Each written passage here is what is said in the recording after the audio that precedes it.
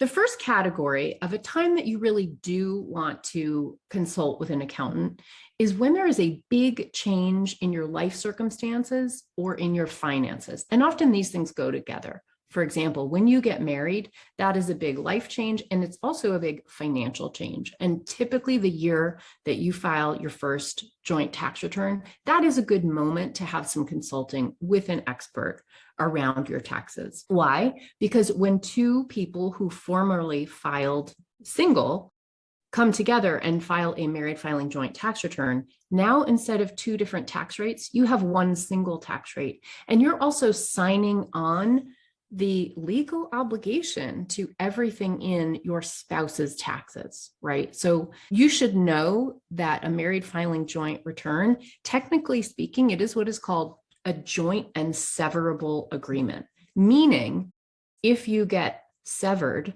from your spouse, your signature on that joint tax return actually keeps you on the hook for anything that your spouse did and put on there, even if your spouse walks out the door and never comes back and you can't find them. So a joint return does have some responsibility to it. And this is why it is a really good idea to speak to an expert to get educated about how it's going to impact your finances and frankly, your legal obligations once you sign a joint tax return together.